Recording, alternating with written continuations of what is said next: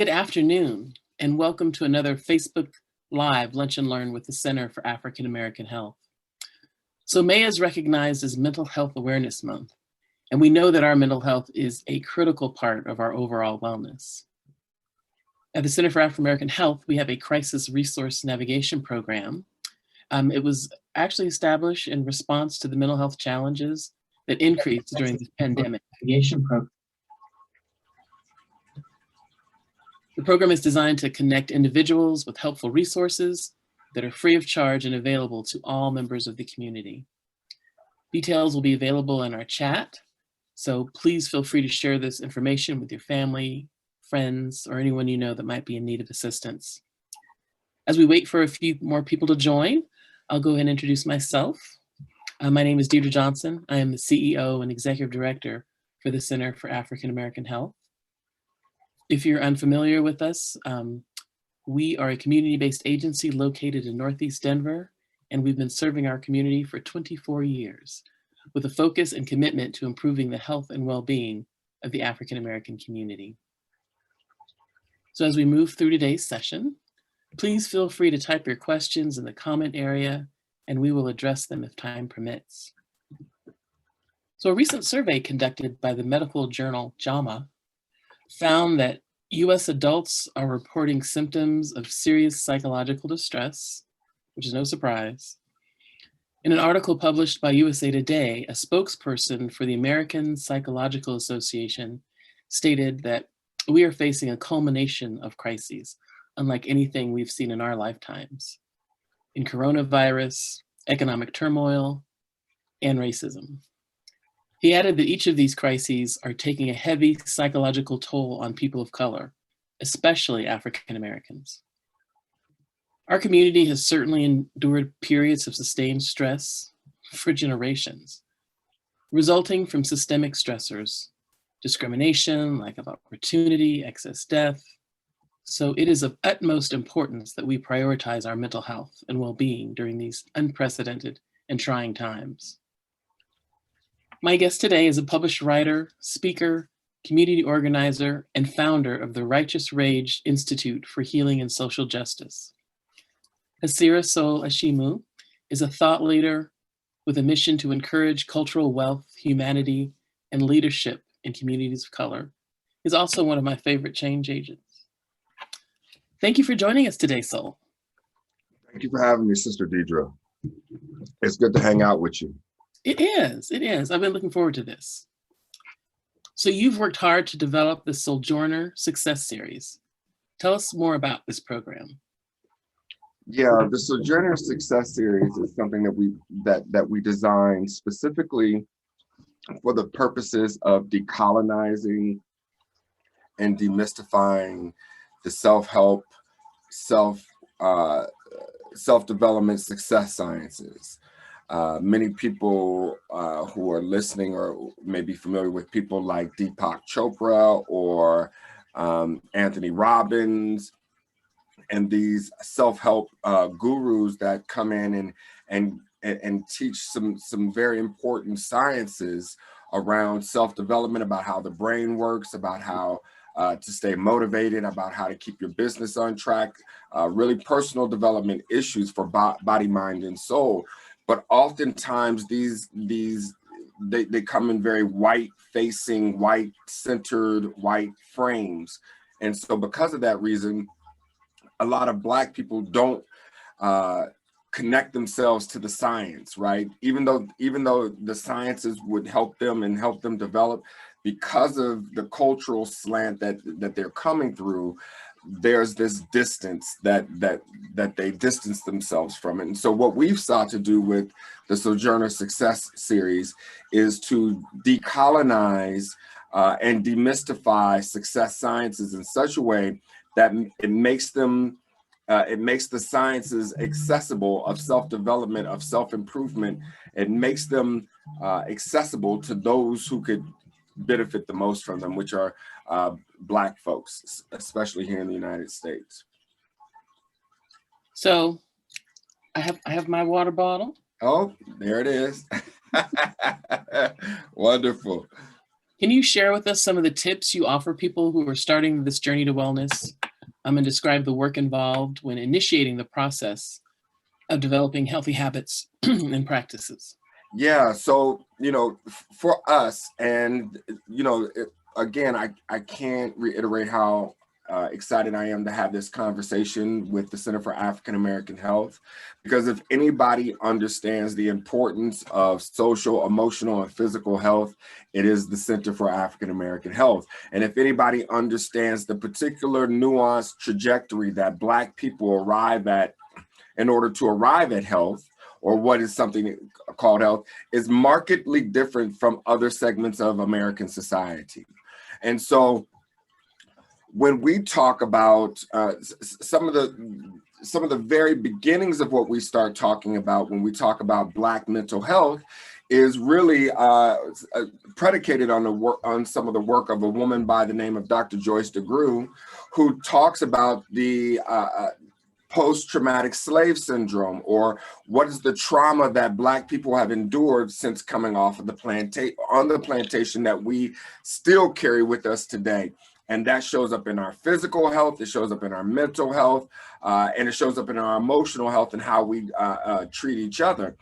And so many of the things that we start people on is just the understanding, the basic foundation understanding that we are people that have come through deep, heavy trauma, mentally, physically, and spiritually, socially and emotionally, and that needs to be healed. And that healing process is part of what we introduce people to, whether it deals with drinking water, whether it deals with exercise. I'm a two-time cancer survivor, so it's part of the reason that made me grasp so deeply onto physical health. But the more that I started to get into understanding how I could physically not have cancer, the more that I started to understand how cancer and illnesses is also a social emotional disease as well. And so holding on to anger, holding on to resentment, holding on to disappointment, holding on to traumas that happened in my childhood, holding on to traumas that happened in my ancestors' lifetimes, all are a part and parcel of what happens with my physical mental well-being. And so it's really about outlining some basic steps such as eating, sleeping, drinking, how you relate with yourself, with others, with your body, with your children. All of these are some of the baby steps that all lead to creating a full circle of health.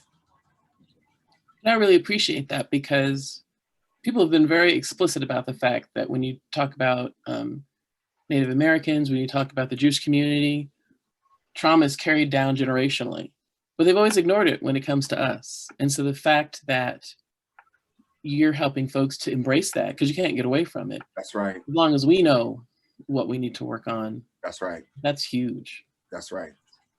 That's right. Deidre, and just in that vein, it was through Dr. Joyce DeGruy's work that I understood that the trauma of what we endured on the plantation was so deep and impactful that it changed our very DNA, right? To have a trauma that changes your genetic makeup, and for it, to your point, to not have it addressed, for it not to be seen as the top health crisis, mental, physically, and socially for us, is a travesty, which is why the work that you do at the Center for African American Health is so incredibly important and foundational to Black people achieving economic outcomes, educational outcomes, social outcomes are all predicated on our health. Very true. So you teach and write a lot about relationships and the concept of relationship rings. Can you elaborate on the 4 rings of relating? Yes. So what we came up with, and again, we really seek to keep the information as simple as possible, is that at all and every time we are operating within 4 relationships. We're operating in the ring of relationship that has to do with ourselves. We have the ring of relationship that has to deal with our loved ones, and those could be our children, our family members, our spouses, our girlfriends, our peer groups. That's that second ring. The third ring of relating is relating to our career or to our destiny, or to, as they say in Japanese, our ikigai, what it is that we were born here to do. In the Indian tradition, they call it your dharma, what it is that you come here to fulfill, what gift that you came here to share. And that's the third ring, career and destiny. And the fourth ring that we're connected to is our community. We are, I am because we are, right? And how do we share our gifts of the previous three rings? How do we share those things with our brothers and our sisters and our family members in our community, so that everyone can benefit from the gifts that each of us share? So all the work that we do around the Sojourner Success Series is predicated on these four rings, and cleaning and clearing out these four rings and getting these four rings sharp and in tune with each other, so that we can show up as our best selves for ourselves and our community. Nice. So for years, there's been stigma surrounding mental health in communities of color, and now we're being inundated with messages of self-care. How does one start a practice of something that may seem foreign or uncomfortable at first? Yeah, so I think the first step to getting started is realizing how much of a travesty it is that it isn't already a part of your lifestyle or part of your parents' lifestyle. Like, this is something that was taken away from us. So when we talk about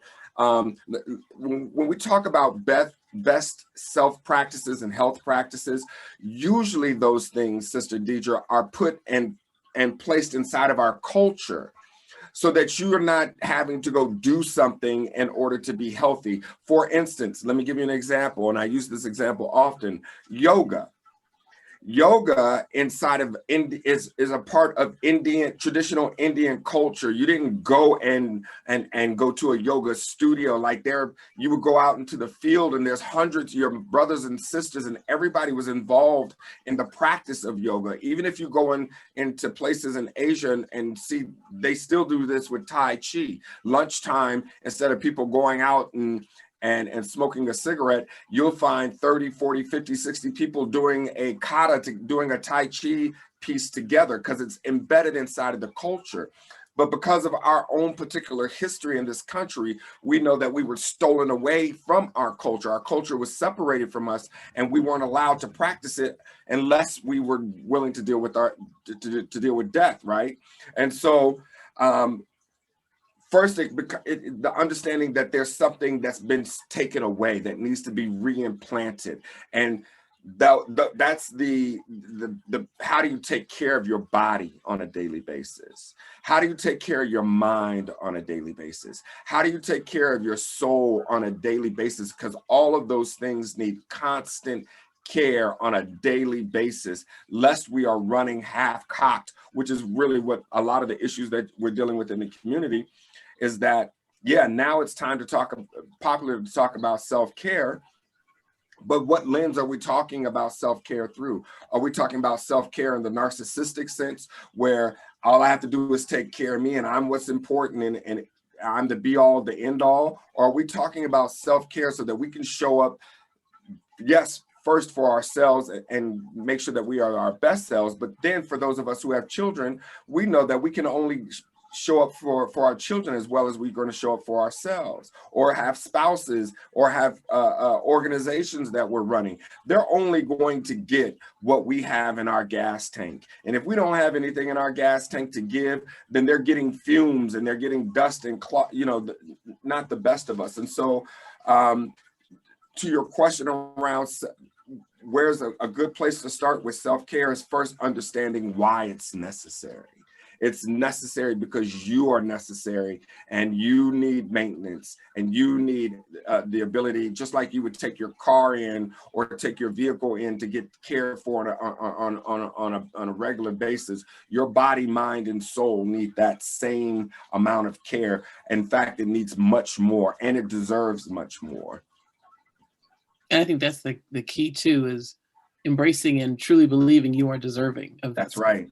And that's huge for us though, right, Sister Deidre? So that's why I'm saying there's no better person to have this conversation with than to have it with you, because you understand that it's easy, or it's a lot easier to in non-oppressed communities to say, oh, all you have to do is really value yourself. But when you come from a historical trajectory where you've been taught that you were less than a human being, getting to the point of having self-care is huge. That's huge to even think that you're deserving of self-care. And this can readily be seen in Black women. Black women have been taught and are pushed to care for everybody else before they even think to care for themselves. And when they even start to think to care for themselves, there's this huge feeling of guilt of all involved with, oh, am I supposed to be doing this, or I should be, and so that's all part of the decolonizing process so that we can get to square one where people even think that they're deserving of having their self cared for. So on your blog, you address the topic of masculinity among men while advocating for the health and healing associated with crying. Tell us more about your thoughts on that topic. Oh, man. So here's the thing, is that as a Black male growing up in this society, we are hit with all types of traumas, and we're taught to deal with this trauma. In fact, we are conditioned to embrace the trauma as a rites of passage of manhood, right? I'm gonna say that one more again, just so that people are clear what I'm saying here. The bad and harmful and destructive things that happen to us, we are taught to embrace those things as markings of our manhood. And so not only do we think it's manhood to not cry, or not to show affection, or not to be soft, or not to be gentle, or to show up and embrace the feminine parts of our being, but we then move on to we then perpetuate this idea that that this is what we have to do to our sons.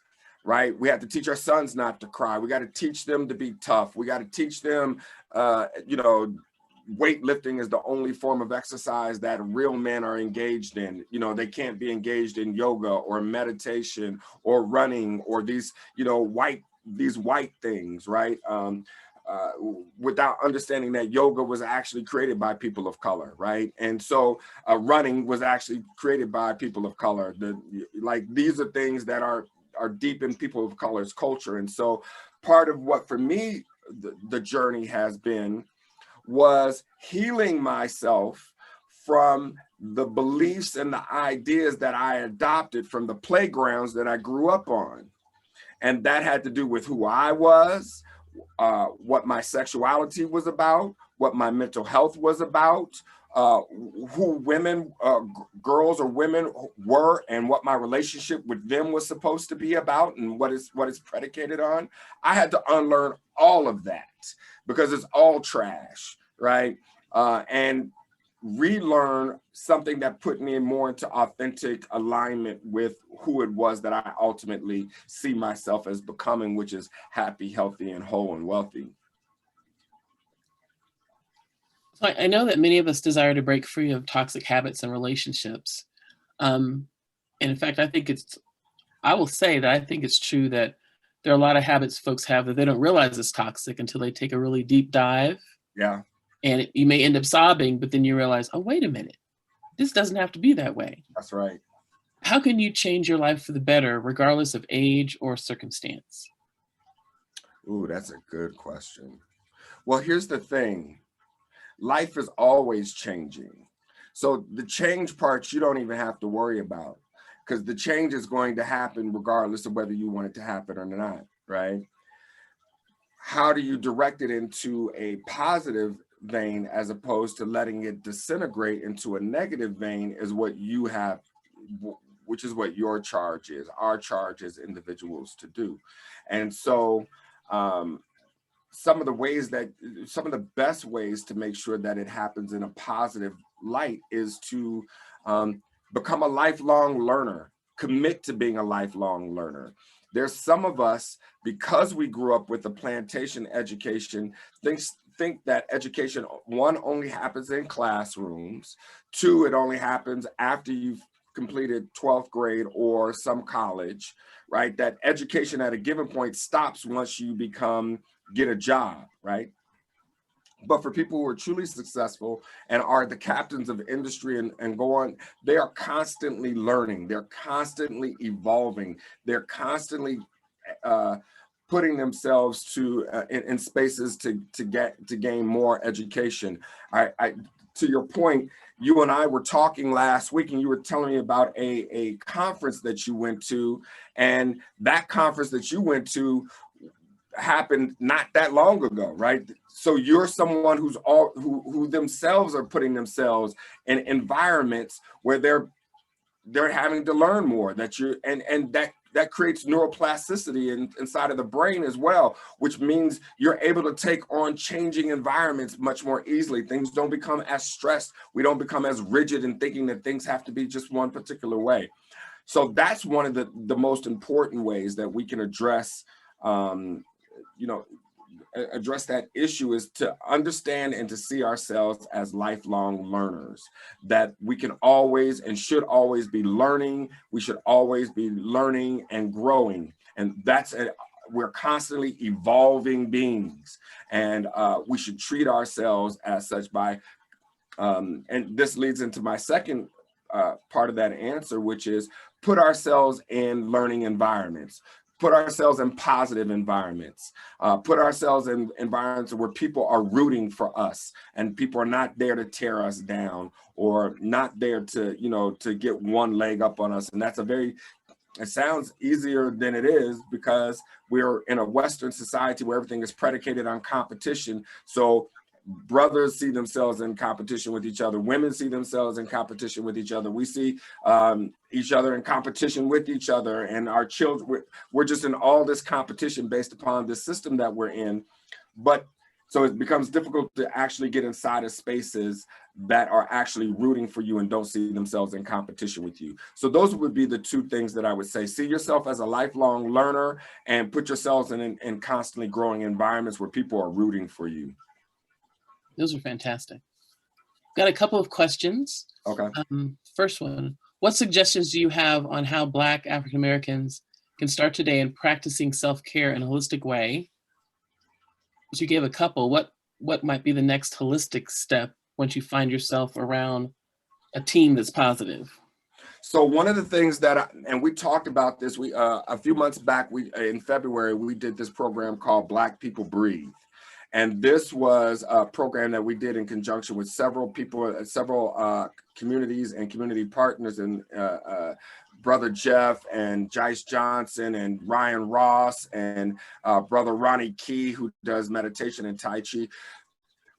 Breathing, and Brother Ronnie, and I'm gonna quote him here, says that he could have avoided a prison term if he would have taken a breath before he responded to a situation that happened to him out in the streets.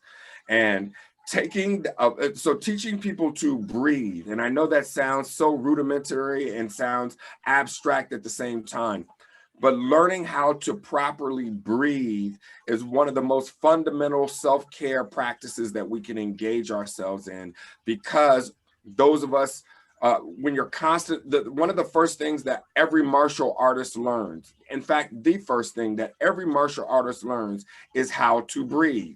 And that's what the yelling is about when you're hitting or blocking, is about how to control your breath, because as you control your breath, you control the level and the vibration of thoughts that you're having.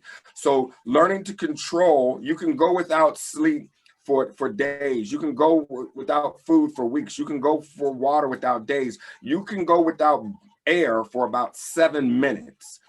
That shows you how important and fundamental breathing and breath is to your well-being. And so learning how to properly do it and take space to do it on a daily basis, to do deep diaphragmatic breathing to help clear out the blood, the brain, the thoughts, the ideas. Meditation, some people call it meditation, some people call it mindfulness breathing.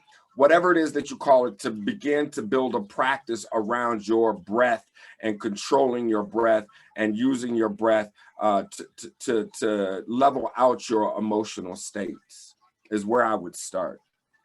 Thank you. Another question.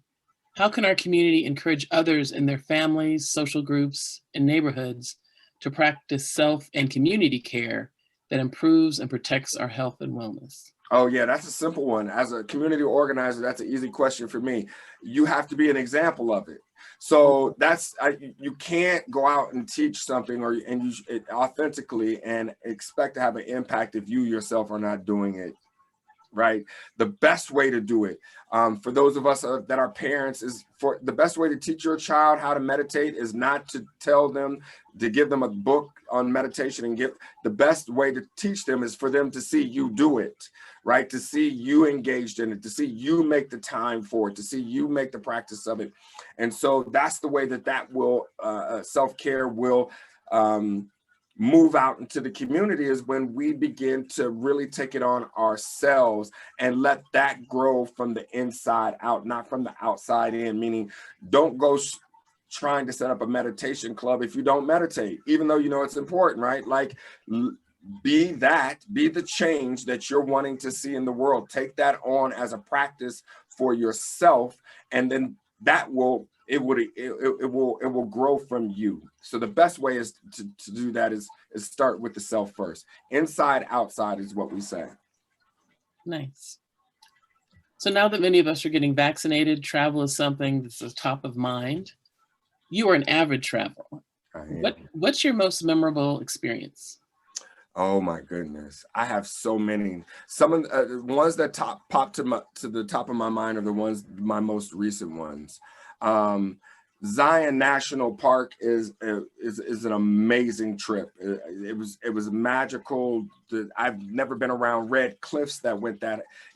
Zion National Park is definitely on the top of my list. Also, which state is that in for folks that don't know? That's in Utah, and it's only about a 7-hour drive away. We did a tour, the first leg of the Sojourner tour, where we traveled the Four Corners area. People should understand, Colorado has so many beautiful, absolutely stunning places. Durango in the Four Corners area, that area just has some amazing lakes, rivers, mountains, hiking trails, forest, just gorgeous natural areas. Colorado, and I've traveled all over the United States and internationally. Colorado has some beautiful spaces. But the place I'm talking about is Zion National Park. Is just absolutely gorgeous. If you want to stay in Colorado, then I would say Durango. But another place that I went to that was absolutely gorgeous that I just came back from is Isla Mujeres, which is an island off of the coast of Cancun in Mexico. It's called the Island of Women, and it's absolutely it's a gorgeous place, right? It's a gorgeous place, and I could talk so much about it. And I would just encourage people to read the blog about it. But they have underground, what they call cenotes, which are underground pools, basically, with water fountains waterfalls falling down into them. That is just absolutely mind-blowing just to be in those spaces. And the step pyramids are down in Mexico as well, which is very powerful to see those spaces as well. So Mexico, Isla Mujeres in Mexico, Cancun, Tulum, Mexico, that part, the Yucatan state in Mexico, and Utah would be the areas that have had the greatest impact thus far. And we're going to Belize later on this month, so you'll have to ask me that question in a few more months as far as the most impactful. You know, my father's passed away, but he lived in Belize for about 4 years. There it is. That's awesome. One of the most relaxing places on earth. Exactly, and that's why we're heading there. So one of the goals that we're looking to do, Sister Deidre, is in the next 2 years, we want to build a Sojourner retreat for African Americans, specifically geared towards Black people indigenous people, working class people who can pull out of the plantation mentality for a week, a month, a year, and do their sabbaticals in a space that's sacred, and not just do a sabbatical where they're just drinking margaritas, although that could be part of it, but also doing sabbaticals where they can learn how to pour into themselves, learn how to meditate, learn how to relax themselves, learn how to stretch their bodies and move their bodies in order to keep their minds and the bodies and souls in alignment when they come back into the United States and back into their workflow. So that's coming. Yeah, I have. It's been years, but it was interesting because the northern part of the country is where most of the tourist stuff is. Yeah. But when you go down to Dangriga, that's where Black folks are. That's right. So. And people don't know that about Belize, right? There are lots of Black people in Belize, so that's and it's English speaking. So there's a lot of reasons why we're going to check it out. So I'm excited about heading to Belize. It will be my first time. Here's another good question, and then we'll start to wrap up. What are some changes we can expect to see in our mind and physically by doing more healing activities? It's a great question. I'll answer that question the way my guru answered that question at one point. The whole purpose for us to be here is greater levels of peace. And so I love how some people say, my grandmother would say, don't mess with nothing that interrupts your peace or disrupts your peace, right? All of us are seeking for peace. The reasons why we engage in any of the things we do, whether they be healthy or not healthy, underlining that is that we think that it's going to bring us a certain level of peace. The reasons why we take on these practices is so that we can begin to reconnect to our higher selves so that we have greater levels of peace. Not peace in the sense that we're sitting on a mountaintop and we've told the world and our children and our family members just to go take to get out, but that we can actually operate in the world from a state of peace, that we can have interactions with each other in a state of peace, that we can have conflict in a state of peace, where it's not out of anger, it's not out of this raw emotion and trauma. And so some of the things that you can expect once you take on these certain practices is you can expect a certain level of inner peace.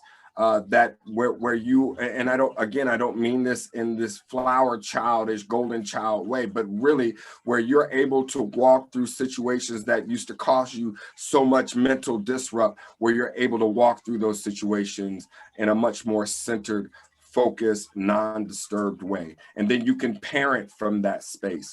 You can be a partner from that space. You can be a CEO or entrepreneur from that space. You could be a lover from that space. You could be a fighter from that space. You could be whoever you need to be from that space that's grounded in your personal peace. That's wonderful. So we're out of time. But I wanted to make sure we provided the link to your website, sojournerlife.com. It includes details of your success series and the blog that we discussed earlier. Thank you so much. We're going to have to do this again. Absolutely. I get to see you again because I am a sojourner. That's right. But it's such an important conversation. And I'll have to share that I've been on my own journey, I'd say, for about 3 or 4 years. And one of the first things I had to do, I always viewed everything as a finish line. Oh, let me do this. I'm there. And it took me a while to realize, oh no, this is a practice. It's a practice. And once I okay. So you just keep getting better at it. That's right. It's a practice. It's like parenting. My mother would say she still mothers me, right? Because there's no end to mothering. It's a practice. It's something that you will always do and always be engaged in. And so self-care, self-development is a practice. That journey, that road is a journey, right? Which means there's no end to it. We're constantly on it. So thank you, Sister Deidre, for having me. I really love, first of all, I'm a fan of you personally and the work that you do. And I'm a huge fan of the Center for African American Health because of what it represents to the population of people that it represents. And so thank you for everything that you're doing and do for on our behalf. It's deeply appreciated. Thank you. And I look forward to seeing you soon, and have a wonderful weekend. Thank you. You too, sister. Thank you. Thank you again for joining us today. And we look forward to seeing you in the next few weeks. Have a good day.